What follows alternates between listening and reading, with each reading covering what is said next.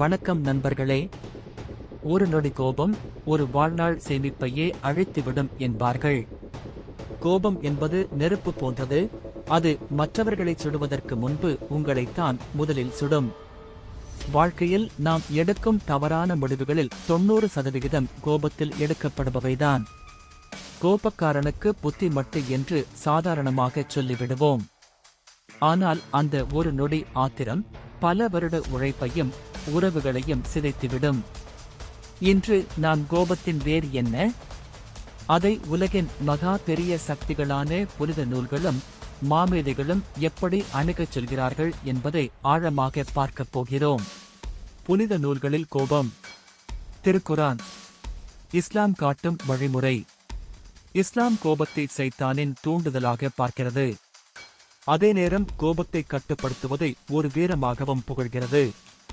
இறைவனின் தூதர் சொல்கிறார்கள், மல்யுத்தத்தில் ஒருவனை வீழ்த்துபவன் வீரன் அல்ல, மாறாக கோபம் வரும்போது தன்னைத்தானே கட்டுப்படுத்திக் கொள்பவனே உண்மையான வீரன் என்று. தூதர் கூறும் தீர்வு இதோ: கோபம் வரும்போது ஒருவர் நின்று கொண்டிருந்தால் அமர வேண்டும், ஒருவேளை அமர்ந்திருந்தால் படுக்க வேண்டும். அதன் மூலம் புவியீர்ப்பு விசை மற்றும் இரத்த ஓட்டம் சீராகி கோபம் குறையும். மேலும் நபி அவர்கள் கூறினார்கள், நிச்சயமாக கோபம் சைத்தானிடமிருந்து உண்டாகிறது. சைத்தான் நெருப்பால் படைக்கப்பட்டவன். நெருப்பு நீரால் அணைக்கப்படுகிறது. எனவே உங்களில் ஒருவருக்கு கோபம் வந்தால் அவர் வுழு செய்து கொள்ளட்டும். வுழு என்றால் கை, முகம், காது, தலை மற்றும் கால்களை நீரால் கழுவிக் கொள்வது ஆகும். இன்னும் கூறினார்கள், உங்களில் யாருக்காவது கோபம் வந்தால் அவர் மௌனமாக இருக்கட்டும். வார்த்தைகளை கொட்டுவதை விட மௌனம் பெரிய ஆயுதம். பகவத்கீதையின் தத்துவம். பகவத்கீதையில் கிருஷ்ணர் கோபத்தை நரகத்தின் கதவுகளில் ஒன்றாக கூறுகிறார். மேலும் கோபத்தின் சங்கிலி தொடரை விளக்குகிறார்.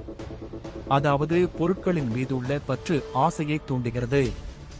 ஆசை நிறைவேறாத போது கோபம் பிறக்கிறது. கோபத்திலிருந்து மோகம் பிறக்கிறது. மோகத்திலிருந்து புத்தி தடுமாறுகிறது. புத்தி அழிந்தால் மனிதன் பைத்தியமாகிறான், அதனால் அழிந்து போகிறான்.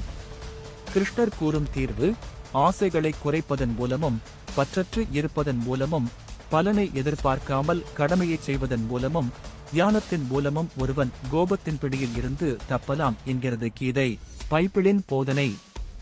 பைபிள் கோபத்தை பாவமாக பார்க்கவில்லை, ஆனால் அதை கையாள்வதில்தான் பாவம் ஒளிந்திருக்கிறது என்கிறது. கோபத்தை உடனடியாக தணிக்க வலியுறுத்துகிறது. பைபிள் வசனம் என்ன சொல்கிறது என்றால், நீங்கள் கோபம் கொண்டாலும் பாவம் செய்யாதிருங்கள், சூரியன் அஸ்தமிக்கிறதற்கு முன்னமே உங்கள் கோபம் தணிய கடவது. புத்தியுள்ளவன் தன் கோபத்தை அடக்குகிறான், மற்றவர்களின் குற்றங்களை மன்னிப்பது அவனுக்கு பெருமை.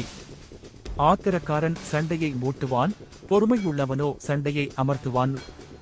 மென்மையான பதில் கோபத்தை தணிக்கும், ஆனால் கடுமையான வார்த்தைகள் சண்டையை வளர்க்கும் என்கிறது பைபிள். அறிஞர்களின் பொன்மொழிகள் என்னவென்று பார்ப்போம். புத்தர். கோபத்தை வைத்திருப்பது என்பது அடுத்தவர் மீது எறிவதற்காக எரியும் கரியை கையில் வைத்திருப்பது போன்றது. அது முதலில் உங்களைத்தான் சுடும். கோபத்திற்காக நீங்கள் தண்டிக்கப்பட மாட்டீர்கள், உங்கள் கோபமே உங்களை தண்டிக்கும். கோபம் என்பது உங்களுக்குள்ளேயே நீங்கள் வளர்க்கும் விஷம். அதை அடுத்தவர் மீது தெளிக்க நினைப்பது அறியாமை. திருவள்ளுவர். தன்னைத்தான் காக்கின் சினங்காக்க காவாக்கால், தன்னையே கொல்லுன் சினம். ஒருவன் தன்னைத்தான் காத்துக்கொள்ள வேண்டுமானால் முதலில் சினம் வராமல் காத்துக்கொள்ள வேண்டும். காக்காவிட்டால் சினம் அவனையே அழைத்துவிடும். அரிஸ்டாட்டில். யார் வேண்டுமானாலும் கோபப்படலாம், அது எளிது. ஆனால் சரியான நபர் மீது சரியான அளவில் சரியான நேரத்தில் சரியான காரணத்திற்காக சரியான முறையில் கோபப்படுவதுதான் கடினம். இதுதான் சரியான கோபம். செனிகா தத்துவாவியலாளர். கோபத்திற்கான சிறந்த மருந்து தாமதம். கோபம் வரும்போது பதில் பேசாமல் சில நிமிடங்கள் ஒதுங்கி இருப்பது அந்த உணர்ச்சியின் தீவிரத்தை குறைக்கும். மகாத்மா காந்தி சொல்கிறார், கோபமும் சகிப்புத்தன்மையின்மையும் அறிவின் எதிரிகள். ஒருவன் கோபப்படும் போது அவனது சிந்திக்கும் திறன் தற்காலிகமாக மறைந்துவிடும். அறிஞர் மார்க் ட்வைன் கூறுகிறார், கோபம் என்பது ஒரு அமிலம் போன்றது. அது ஊற்றப்படும் பாத்திரத்தை விட அது சேமித்து வைக்கப்பட்டிருக்கும் பாத்திரத்திற்கே, அதாவது நம் மனதிற்கே அதிக பாதிப்பை ஏற்படுத்தும். அறிவியல் மற்றும் உளவியல் பார்வையில் கோபம். நம் மூளையில் அமிக்டலா என்ற பகுதி உணர்ச்சிகளை கையாள்கிறது. கோபம் வரும்போது இது உடலுக்கு சண்டையிடு அல்லது ஓடிவிடு என்ற சிக்னலை தருகிறது.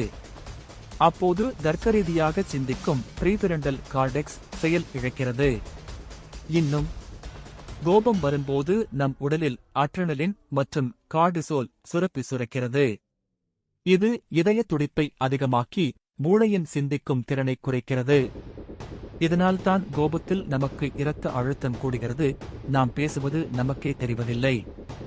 அதனால் கோபம் வரும்போது மௌனமாக இருங்கள், தாமதப்படுத்துங்கள், சற்று ஓரமாக அமருங்கள் அல்லது படுத்துவிடுங்கள். இன்னும் நீரால் கை, கால், முகம், தலை, காது போன்ற உறுப்புகளை கழுவுங்கள்.